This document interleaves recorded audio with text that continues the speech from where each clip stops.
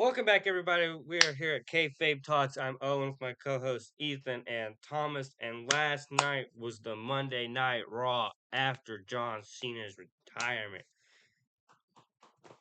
Again. Yeah, we're doing it again. Thank God John Cena's gone. No, I'm just kidding.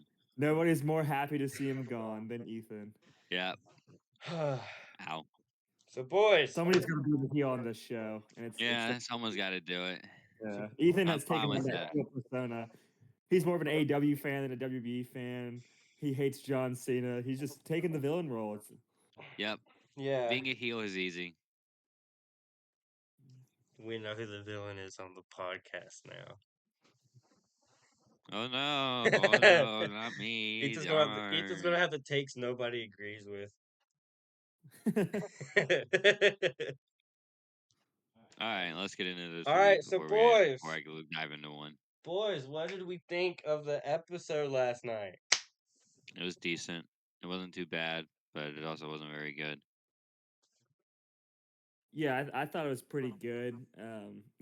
Just gonna go segment by segment, as we always do here on Monday Night Raw recap. First one in a while, doing the Saturday 6 Night's Main months.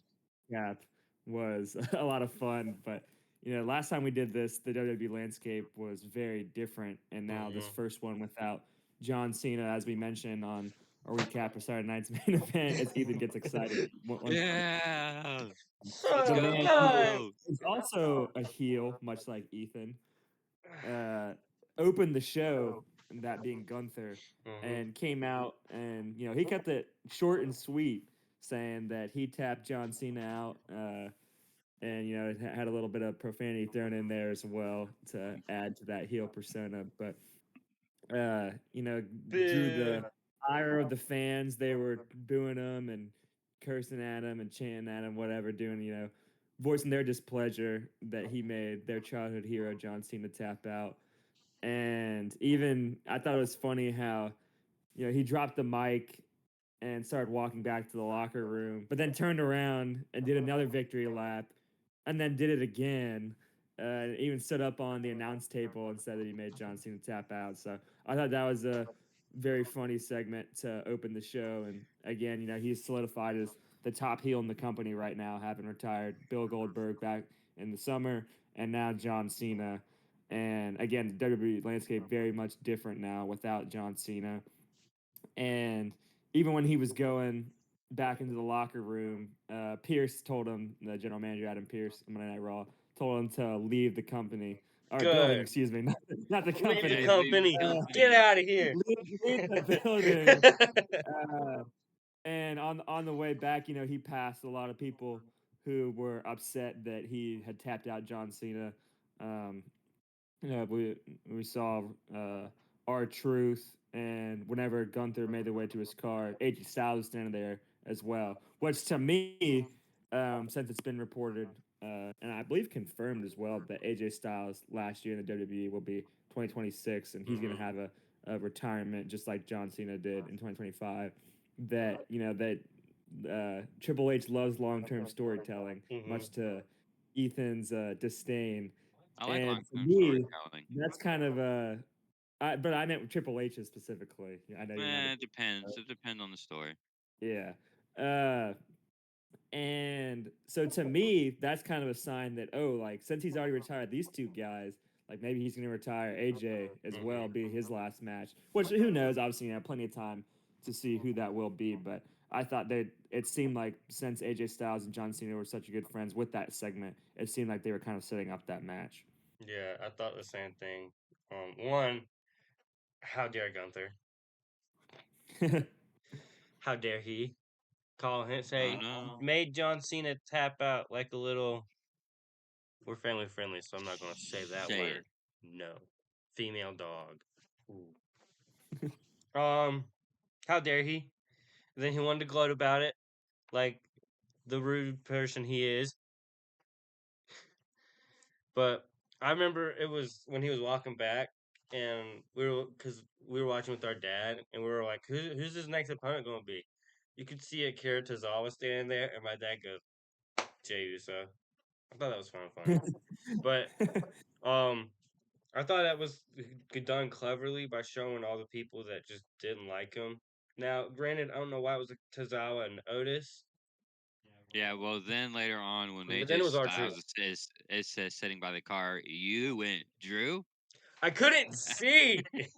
You said you thought AJ Styles was Drew I McIntyre. couldn't That's a see. heel I move right saw there. long hair and a beard. I couldn't see. Oh yes, the guy on SmackDown. He's right there. Hey, he's been on Raw before. They crossed over a lot. Exactly. CM Punk's been on SmackDown. When it's been a rivalry, but Doesn't matter. Drew, Doesn't matter. Drew's doing something with Cody. No, doesn't matter. I couldn't see. What I think is funny with Gunther did that to AJ as he was driving off, so kind of a Mhm. good way to end that segment. And lead into our next segment, which you said you thought your dad he thought it was Jey Uso. That was who was in the next match. Two of the greatest tag teams ever. The Hmm. Usos statistically the best ever. Jimmy and Jey Uso taking on the New Day was the match that opened the show after that Gunther segment. I thought it was a really solid match. Yeah. Uh, I thought at times that the New Day were going to win just because they had the numbers advantage with Hmm. Grayson Waller helping them out.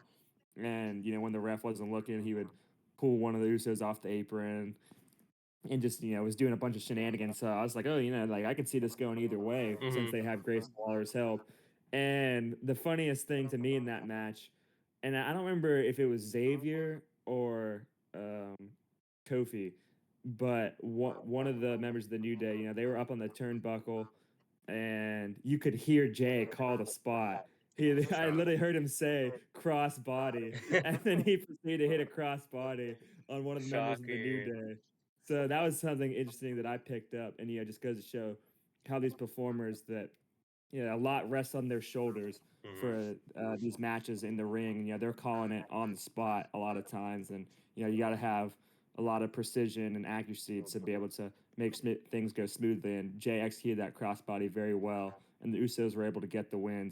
So, whether or not that puts them next in line for a tag team match with the aforementioned AJ Styles and his tag team partner Dragon Lee, who we saw in action at Saturday Night's main event, remains to be seen. But I thought it was a solid match to be the first match on the card Mm. after that Gunther segment and see the Usos get the win because I know Jimmy and Jay, or not really Jimmy, but Jay especially, kind of gets a lot of flack as a single star. But I know you guys have told me that they're a phenomenal duo together. Hmm. Yeah. Um, I'm gonna let Ethan give his thoughts, but I do want to say this. I sat there, I was like, you know what? Jey Uso's much better as a uh tag team. He's really good. And then he botched a spear Yeah, that is true. seconds later. I was like, never mind, never mind. But Ethan, what do you think of the match? I thought it was a pretty good match. Again, my only problem is that 2 weeks ago Jay was crashing out, led nowhere. What are we doing? He's in a It's tag like team now. it doesn't matter. Jimmy saw he was He struggling, crashed like, out because he couldn't retire Cena, and then they just go. And the next week he's like, me and my brother are tag, and I'm just like, okay, but yeah. you almost crashed out. Jimmy saw Jay was struggling. He said, "Hey," He did what a good older brother does. he said, "Hey, No, we I got don't. you." Right? Older brothers don't do that. It's the younger ones. We gotta They represent. do if they're the Usos. We gotta represent. We the ones. Yeah, no, it wasn't a bad match. Grayson Waller interfering was meh. I mean, the New Day are not what they used to be. They did nothing after the heel turn, and it's Hmm. just kind of there now. Yeah. Yeah, and then I. Waller again. As I mentioned, how it seemed like they might be able to pull off the win because they had the numbers advantage. He ended up getting ejected from ringside once the Hmm. ref caught on to what he was doing. So once that advantage went away, the Usos really took control of that match and went on to get the win. Yeah, I liked the match. It kind of felt a little bit like when we were younger, because it was always Usos versus the New Day. It was like never anyone else.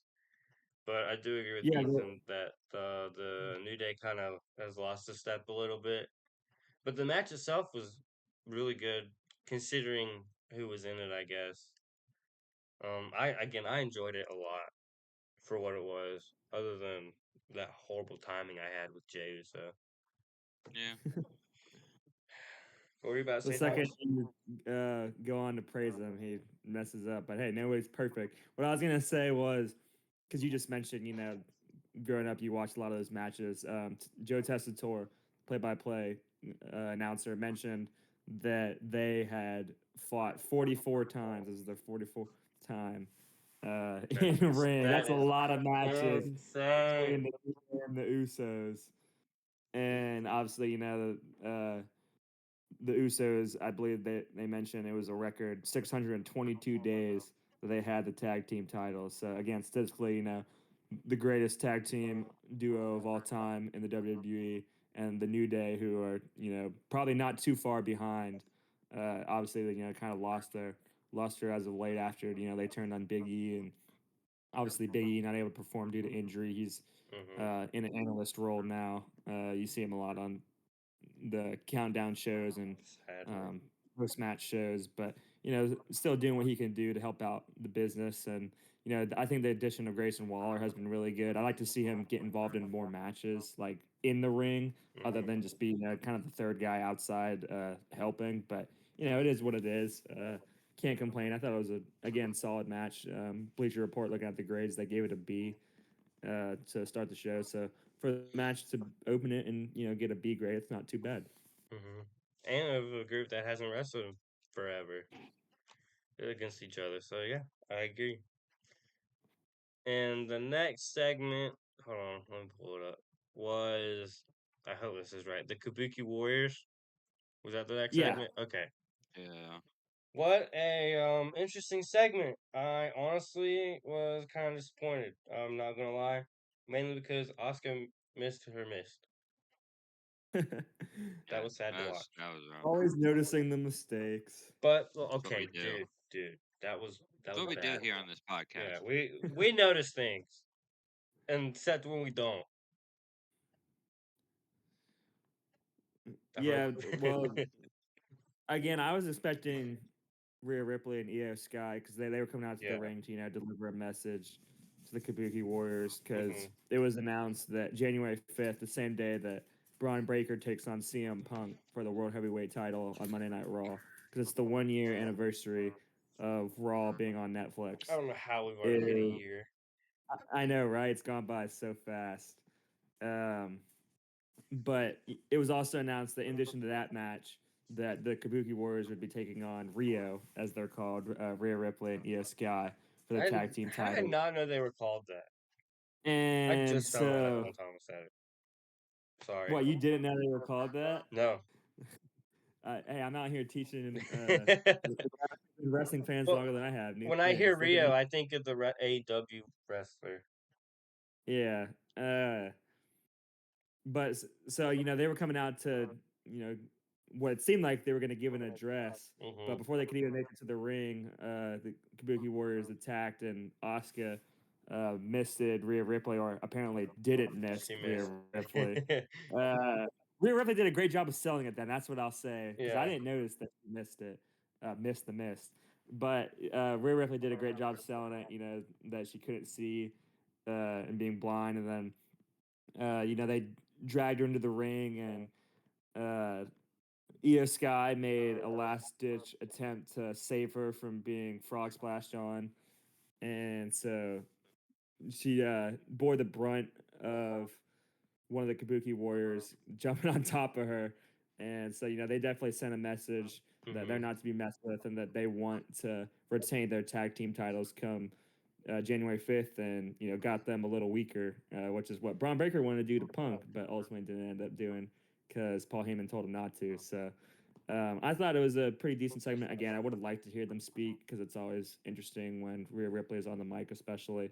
But it wasn't the way they drew it up, I guess. And seeing the Kabuki Warriors get a little not revenge, but Hmm. uh, although I guess it is since they lost at War Games, yeah. So getting a little jump on them early before they take them on January 5th, and then I guess avenging that loss and get a little bit of payback from War Games as well. Yeah. Ethan, what did you think of the segment? It wasn't bad. I guess like Thomas said, I do wish we got to hear them talk, but the missing didn't help. Overall, it wasn't the best segment. You know, I feel like Kabuki Warriors should have just came out and have a verbal confrontation, and then have the miss come out. But I'm not in charge of booking, so yeah. Yeah, I didn't think it was a bad segment. I felt like it could have been a little more. I just honestly wasn't. I was surprised more of the beatdown itself. The fact that it felt like they didn't Rio, I guess, as we're calling him now, didn't put up much of a fight, which was kind of a shock. I mean, I get it. Rio was blind, but still, you know what I mean? Like it just kind of felt like. I mean, I guess and that just means that they're probably gonna drop the titles most likely because they got the upper hand on them. So Yeah, and that's another probably what's thing gonna too be. is later in the segment or show, excuse me, Rhea Ripley came backstage and was talking to Adam Pearce, saying that she wanted to go one on one with Asuka, and so he made that official for next week's Monday Night Hmm. Raw. So that'll be a good match to see as well. You know, I'm sure there'll be some interference from I'm both sure. parties, but we'd like to see that match end clean for sure. Yeah, I agree. So our next segment is hold on. It just like it says the women's intercontinental championship match. Is that right? I That feel like is correct. I just feel like this is missing something. That's why I keep asking. Um, You watched the show, did you I not? did, but it was it was 12 hours ago. Yeah, that's fair. But what did we think of that match? The Maxine Dupree versus Ivy Nile match. Yeah, Maxine Dupree making her first title defense of the Intercontinental Championship. She got her side plates. Congrats to her after defeating Becky Lynch or not defeating Fairly. Becky, depending on who you ask. Uh, and so, yeah, I thought it was a really good match. Maxine showing off her athleticism, a lot of it that she's learned with Natalia, being in the dungeon, so to speak, as they call it.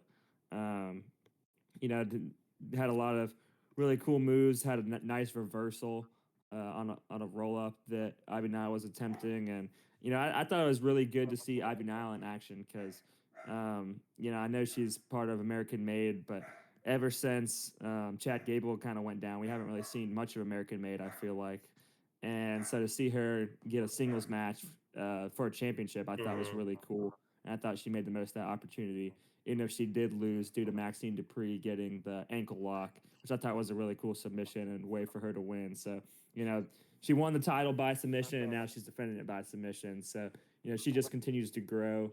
Um, and obviously having Natalia help her is a big boost. And just really excited to see what she does next. I thought it was a pretty good match. Hmm. Ethan, what did you think? I'm gonna be honest. I saw the entrances. I looked down at my phone and I look up and the match is over. You were on your phone for quite a while then. It wasn't like a Yeah. short match. Really? I thought it was. Yeah, it wasn't like it was 5 minutes.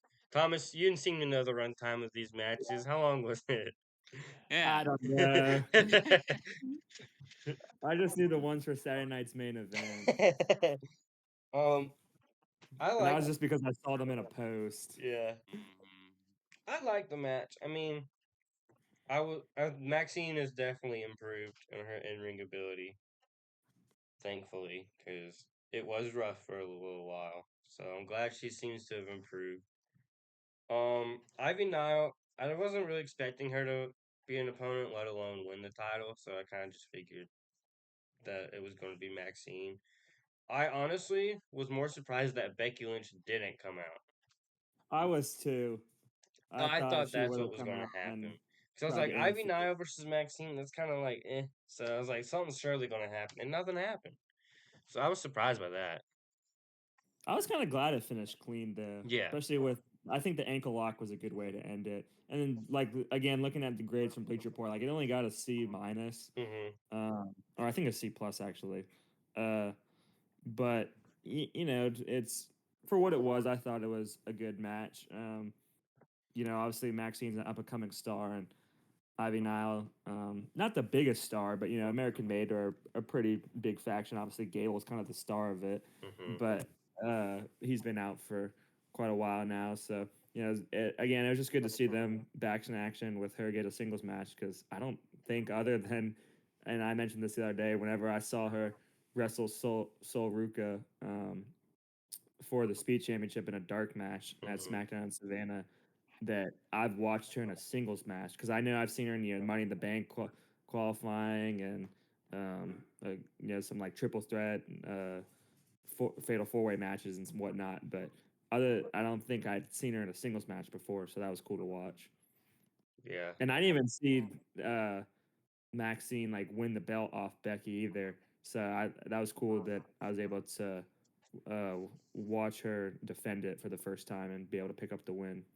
That was a good show when she won it. Kind of wish we did an episode on it because that was just like 2014 all over again. That episode, but Yeah, I but digress. We if were we had busy. done, I digress. we would demonetized because a certain future Hall of Famer would have blacklisted us, and we would have been called out on social media. So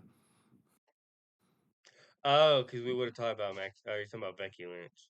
yeah, I was confused. I thought you were being serious we for would a have been second. called fake journalists, and I thought you, thought you were being serious for a second. I was like, yeah, what? we, What do Becky you Lynch know is that not uh, the I greatest don't? of all time. She's not the we'd be greatest of all time. we'd be I the stand subject by of a that. social media controversy.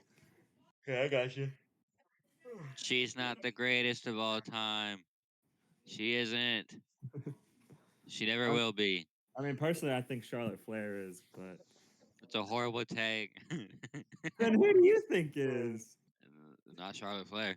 It's Mercedes Monet, No, obviously. no, Who no, else? Who no, Okay, else? absolutely Who not. else No, has over no, 11 titles? no, Yeah. no. As Thomas said, that's the greed they talk in the Bible. No, not Mercedes. Ethan probably thinks the best women's wrestler of all time is like AJ Lee or something. I'm sure he No. does. No. It's obviously Io Sky. Yeah, Io Sky's really good. I wasn't kidding about that, Thomas. I wouldn't call her the greatest of all time, but she's good. You're right. Mae Young. Mae Young. All right, are we Thomas ready? is listening. Oh yeah, I remember how this match ended now. The world women's world championship match of Too predictable. Stephanie Vicaire versus Rick. I doubt that. Versus Stephanie Cal Vacque. Rodriguez. Too predictable. You always Too say that. You predictable. always say that. There's too many disqualifications now. It ruins it. I don't feel anything for a disqualification now. I really don't. Where's the rest of this recap, bruh? Behind a paywall. No, it's just showing me Twitter stuff. Okay, continue, guys. There's just too many disqualifications in wrestling. At least in WWE now. They gotta stop doing it. Okay, but what about the match itself? That's what I'm asking. Yeah, it was alright. It didn't really seem like it lasted that long. Uh, Mm-mm. yeah, I'm a big fan of Judgment Day, so it's always exciting when somebody from the Judgment Day is in action. And Stephanie Vacquier has proven to be a solid women's champion so far, women's world champion.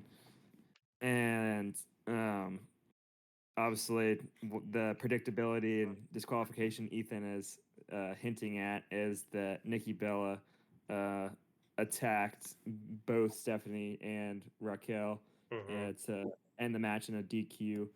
And I guess I wanted to say I kind of saw it coming, considering that Raquel interrupted Nikki Bella and kind of took her title shot from her last week.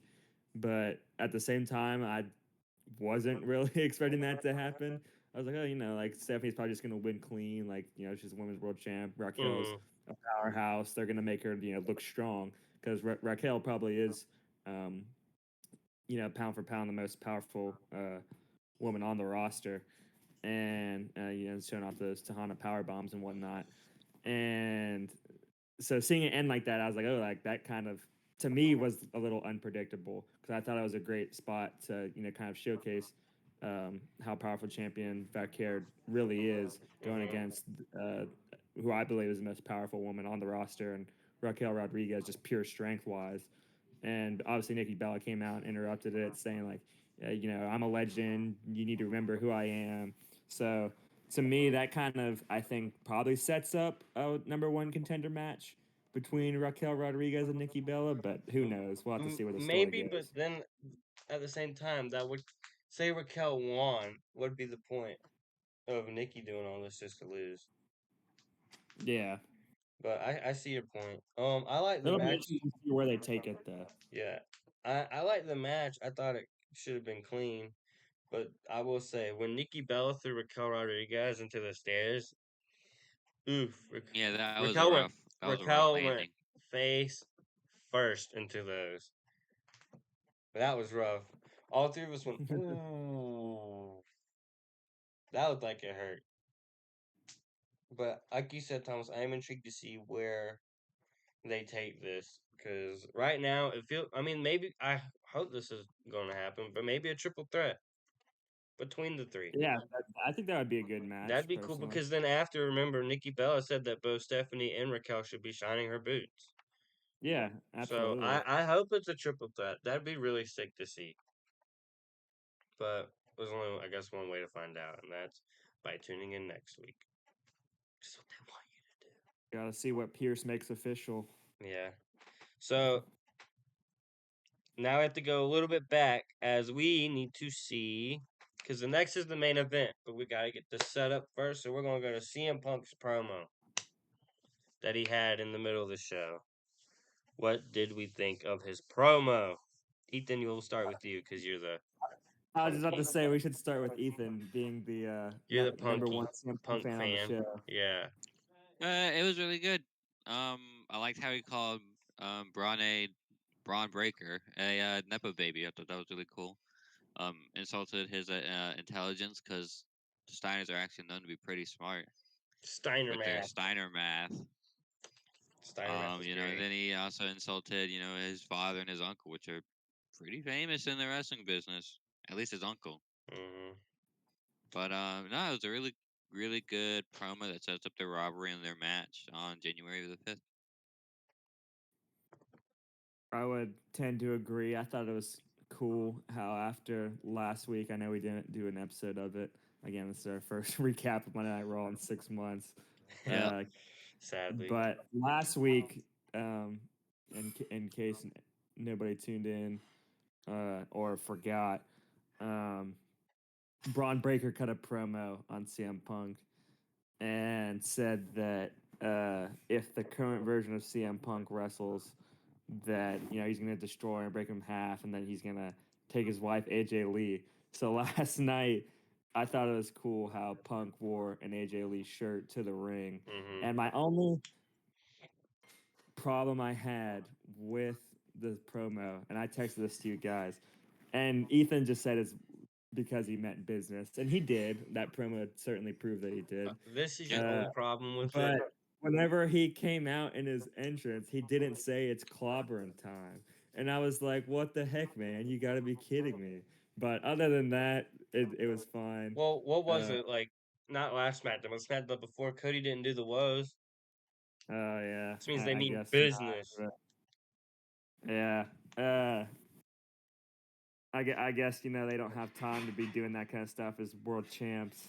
I guess. They got to get straight to business. And obviously, that match January 5th, again, the 1 year anniversary of Raw, Punk versus Breaker for the World Heavyweight Championship, a huge, huge match. Um, Paul Heyman couldn't stress enough the importance of it to Braun Breaker, saying like, "Hey, Hmm. like you can't attack him this show because you have 3 weeks until you wrestle for the World Heavyweight Championship." So I thought it was a really good promo. Again, what Ethan was saying, I thought it was funny how he kind of insulted the Steiner family, and he was like, even with all that Steiner math, he's like, the GTS equals 1, 2, 3, saying that he's going to hit the go to sleep finishing move on Braun Breaker and pin him for the 3 count. So I thought that was kind of creative how he worked that in. Hmm. I thought it was a good promo. It very easily sets up not only their match, in what is it, 2 weeks, 3 weeks, I think so. Three but weeks. it also helps set up, in a way, the main event, which is a great segue to the main event of Logan Paul with Paul Heyman, Braun Breaker, and Bronson Reed against Rey Mysterio. What did we think of the main event? Good, Wasn't bad. bad, ugly. What do y'all think? It was a Logan Paul match, so it's obviously ugly. It's the worst Okay. thing that's ever been put on the wrestling mat. So Mat is true. sacred, and they put Logan Paul on it. So true. Well, I guess I'm all by myself here. I'm I just for messing. I like Logan It um, was all right. obviously Cody Rhodes is my guy, but Paul. my second favorite is probably Logan Paul, I'd say. Gross. And I got caught up on all his vlogs this past week.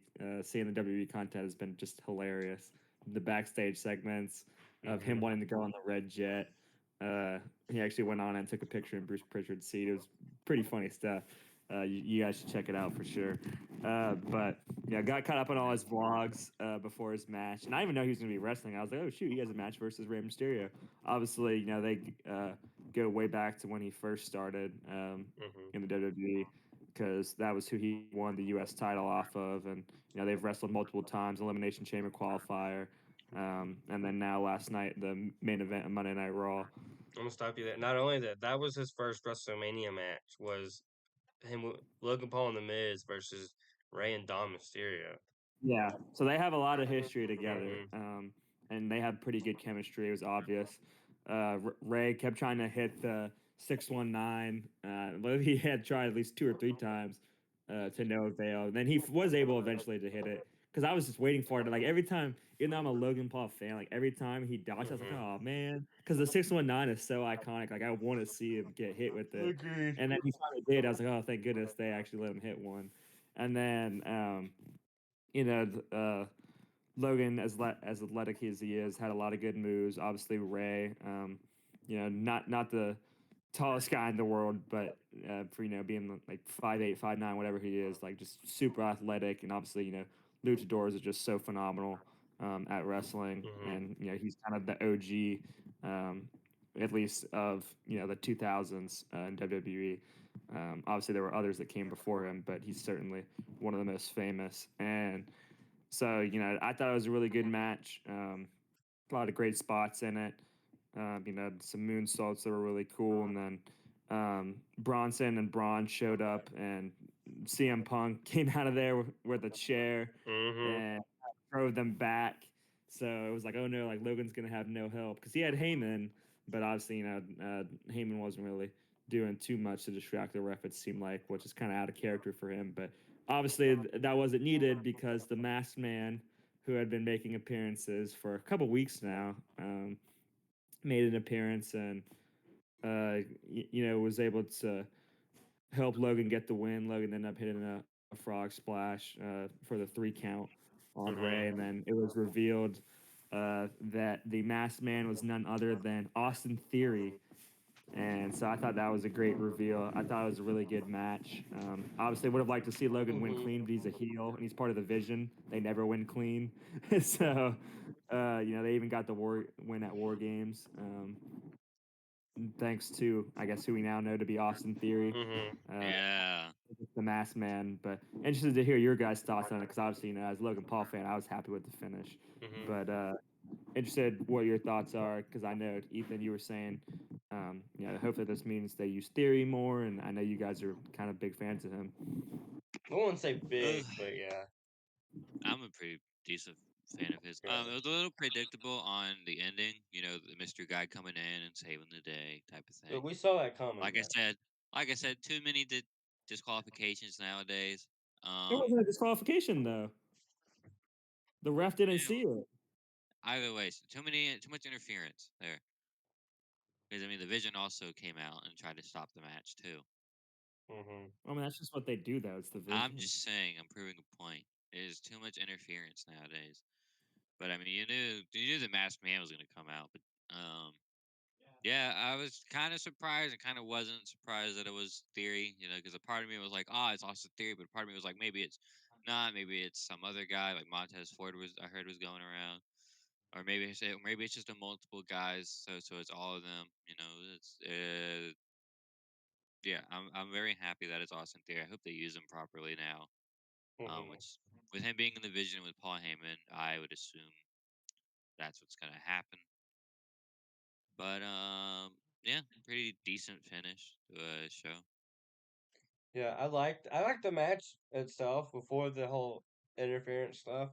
Thought it was a good match, and then obviously CM Punk came out, and you're like, oh, here we go, because here comes the Masked Man, and the Masked Man came out, and I just sat there, and I was really hoping we didn't get the reveal until the championship match against Breaker and Punk. I really felt like they should have waited a little bit personally, but at the same time, it would have gone too stale if they waited that long. It would have been like, okay, how much longer is this? Who is he? Yada yada yada. So I'm glad they did it, but I'm also wish they waited.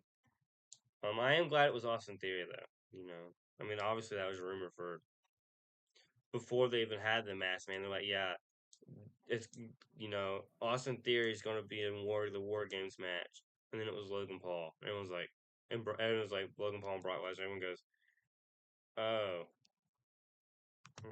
so I'm intrigued to see where it goes. Why he shaved his head, I don't know. I think that's a good question. That's the question he should answer first. So why Maybe he? it's signaling a new beginning since he's no longer part of A Town Down Under. I don't know. Maybe. Instead of him saying why he joined the Vision, it should be I shaved my head because this. I expect Well, that we from don't him. know if he's actually joining the Vision. That's what I think is so intriguing about the story because all signs point to him obviously probably doing so, and that Yeah, would be phenomenal if he did. phenomenal. Um, I think AJ Styles reference, Maybe uh, it just tells who the Vision confirmed. and and mm, I think it would be great for him, being a young guy. Obviously, Hmm. Vince McMahon's kind of become taboo in the WWE, but whenever Vince McMahon was still in charge, he gave him a big push, and he seemed to really like him because he's doing segments with The Rock. He's the U.S. champion. He's doing all this stuff, and then kind of after Vince left, it kind of seemed like they teamed in with Grayson Waller, and they were a good tag team. I enjoyed A Town Down Under, but Hmm. obviously after the breakup and the injury. Um, even before they broke up, the chemistry had been kind of fading, and they were feuding and whatnot. So they kind of just didn't know what to do with him. But hoping he joins the Vision, put in with Heyman, obviously, is a phenomenal way to get any guy over. Hmm. You see the work he's done with Breaker. Like Breaker's last two promos have been exceptional, in my opinion, that he's cut on CM Punk in the build up to their match. So, hopefully he takes Austin Theory under his wing, and again, he's shown that he can be a star in the company um, Hmm. with the chances that McMahon gave him being the U.S. champ, and again, cutting promos with The Rock and being out there with the best of them. So hopefully he Yeah. can get back to that, and if not better, push beyond that, and be a top guy with Heyman. Should that be the storyline going forward? Yeah. Hopefully, he's on next week, which I'm sure he will be. I'm sure he will. Yeah. You That'd don't be do a awesome. reveal That and then opened the not. show personally, I think. But you were saying, how you kind of wish they had waited, but understood how it dragged out. The reason I did it last night was um, Heyman and Hmm. Pierce had a segment where, like, he was questioning Heyman, like, "Oh, do you know who the masked man is?" And he's like, "No, I don't. Like, I swear." And who knows if he actually did or not? Yeah. It's television. Guess we'll find Uh, out next week. and yeah, I'm sure he's like, "Oh, I knew it was him all along." Hmm. And then Pierce will get mad at him, but it is what it is. He's Paul Heyman; he can do what he wants. Um, but he was like, "Oh, I want to find out like who that man is like tonight," Hmm. and so obviously, that was kind of leading up to the big reveal. Especially because he just kind of instead of leaving like he did before, he kind of just stood on the stairs Hmm. watching Logan get the pin. And then even like whenever he was ringside with Logan, like Logan had the brass knuckles on, and Joe Test like literally made the call. He was like, "Oh, he's like Logan Paul is like just standing there, like he's not even attacking him. He's not afraid of him." And because like he was waiting to see who was going to make the first move, and then Theory kind of jumped down and went up into the stands, and then revealed that it in fact was him. So I thought that was a great way to end the show. And then Breaker had speared CM Punk because CM Punk was also distracted by seeing that it was Austin Theory who was under the mask. So very interesting reveal. Obviously happy my guy Logan got the win. Again, him and Rey Mysterio always put on banger matches, to quote Sheamus. So thought it was a solid show overall. Can't wait to see next week for sure. Yeah, it wasn't a bad show. I mean, I've seen worse. That's for sure. Yep. So I mean, overall, I'd give it, I don't know, a B minus. Personally, Give it a C plus. yeah. So I mean, it was overall a good show. I just hope next year, not next year, next week, given it's a holiday episode. Yes. It's good. Who knows? Maybe we'll have another holiday street fight like the one John Cena had all those years ago.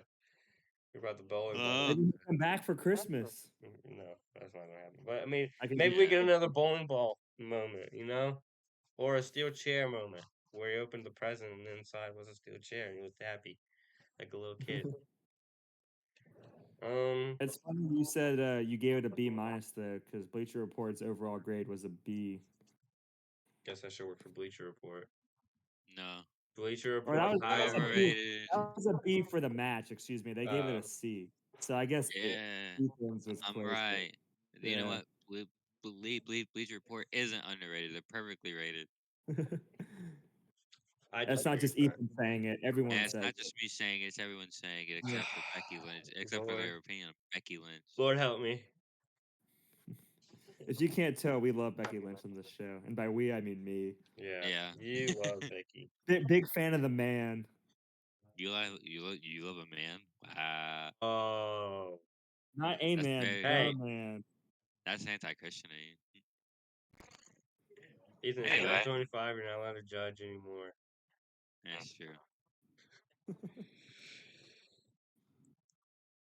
Anyway, I think that's probably gonna wrap it up. Unless you guys have anything else you want to add to this episode. 3-hour AEW Dynamite tomorrow. Let's go, dude. I'm so excited for it. I get off at work at 4 tomorrow. Oof. I'm gonna watch it. It'll be awesome. Might have to check some of that out depending on what I'm doing. Mm-hmm. Especially if my boy Orange Cassidy is wrestling. He I think probably he will. is. He probably will be. Oh, let's go. Gotta listen to Where Is My Mind. Put It's my in the- hands in my pockets, kick back, listen to Where Is My Mind. It's in the main event, but Thomas doesn't know, so he sits the whole 3 hours. Yeah, he's in there all 3 hours. Hands in my And then, pocket, 3 hours, and then, baby. and then Thursday we do an episode. Or we have another No, idea. We'll wait. We won't say the other idea. Make it a little surprise if we do said idea. So just be on the lookout for that. And I think that'll be it. I hope you all enjoyed this episode. See you Thursday. Hopefully. Have a good one.